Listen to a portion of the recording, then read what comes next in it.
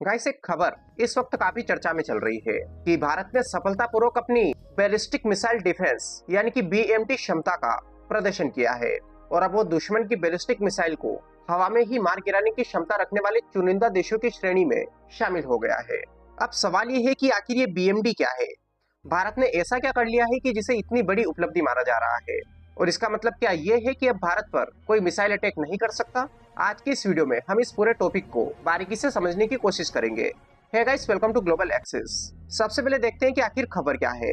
तो भारत के रक्षा अनुसंधान संगठन यानी कि डीआरडीओ यानी कि डिफेंस रिसर्च डेवलपमेंट ऑर्गेनाइजेशन, इसने 10 और 11 जून को लगातार 3 महत्वपूर्ण फ्लाइट टेस्ट किए। इन परीक्षणों का उद्देश्य ये था कि भारत की बहुस्तरीय यानी कि multi layered ballistic missile defence प्रणाली दुश्मन की मिसाइल्स को पहचान कर उन्हें बीच में ही नष्ट कर सकती है।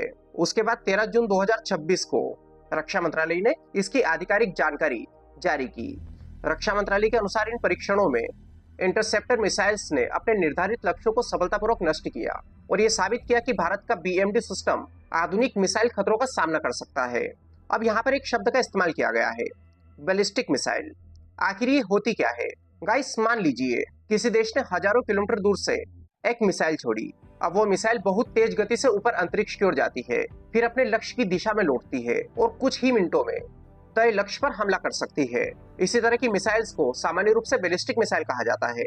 ये मिसाइल्स पारंपरिक विस्फोटक भी ले जा सकती है और यहाँ तक कि परमाणु हथियार भी। और यही कारण है कि दुनिया के लगभग सभी बड़े देश इनसे बचाव के तरीके विकसित करने की कोशिश करते हैं। और आमतौर पर होता यह है कि अगर कोई मिसाइल आपके शहर, एयरबेस या फिर सैन्य ठिकानों पर या किसी इंफ्रास्ट्रक्चर की ओर आ रही होती है तो आपके पास प्रतिक्रिया देने के लिए समय बहुत कम होता है।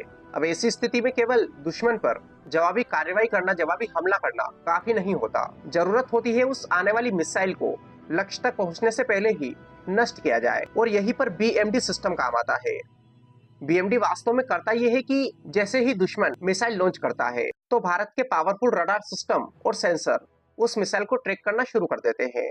उसके बाद कंप्यूटर सिस्टम ये कैलकुलेट करता है कि मिसाइल कहां जा रही है और कब पहुंचेगी। उसके बाद एक इंटरसेप्टर मिसाइल लॉन्च की जाती है।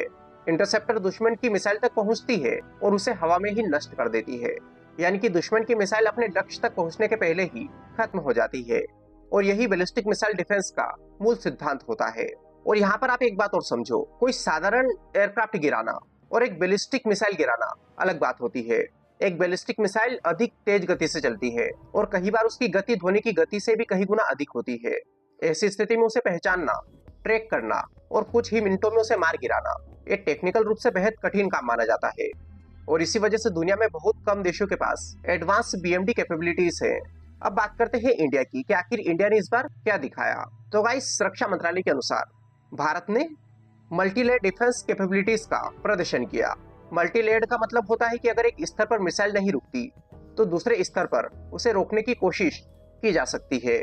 इसे आप ऐसे समझो कि आपके घर की सुरक्षा के लिए केवल एक दरवाजा नहीं बल्कि कई परतें हो। पहली सुरक्षा परत, दूसरी सुरक्षा परत और फिर तीसरी सुरक्षा परत, जिससे सफलता की संभावनाएं बढ़ जाती है। भारत का बीएमडी सिस्टम भी इसी पर आधारित है।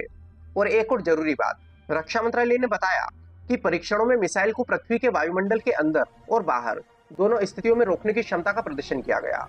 आप इसको ऐसे समझो कि कुछ इंटरसेप्शन ऐसे होते हैं जो पृथ्वी के वातावरण के अंदर होते हैं और कुछ ऐसे होते हैं जो पृथ्वी के वातावरण के बाहर होते हैं, जो अंतरिक्ष के नजदीकी क्षेत्र में किए जाते हैं।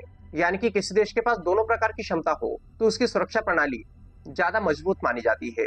अब एक सवाल काफी लोगों के मन में चल रहा है कि क्या ये भारत का आयरन डोम है? तो गाइस, इसका आंसर है पूरी तरीके से नहीं। आयरन डोम इजराइल की एक प्रसिद्ध रक्षा प्रणाली है, लेकिन इसका मुख्य काम छोटे रॉकेट और कम दूरी के खतरों को रोकना है।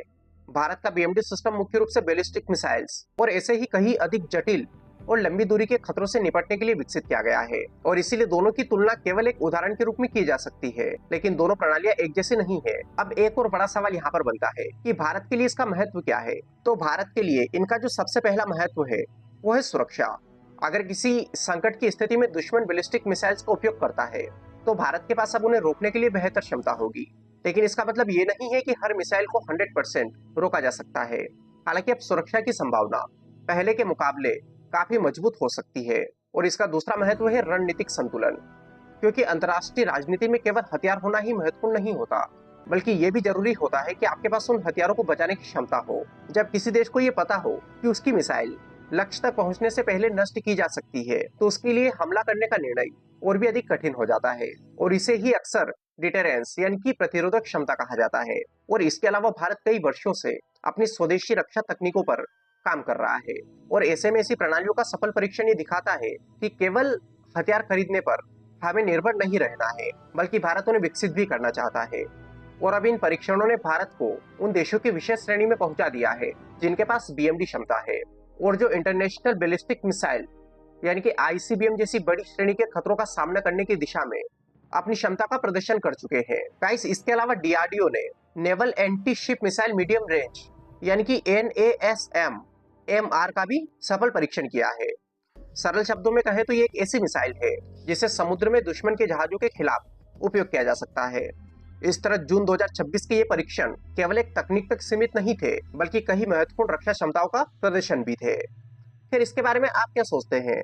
अपने विचार कमेंट बॉक्स में बताइए। वीडियो पसंद आए तो लाइक करिए, चैनल पर नए हो चैनल को सब्सक्राइब कर लीजिए। Wish you all the very best. Thank you so much.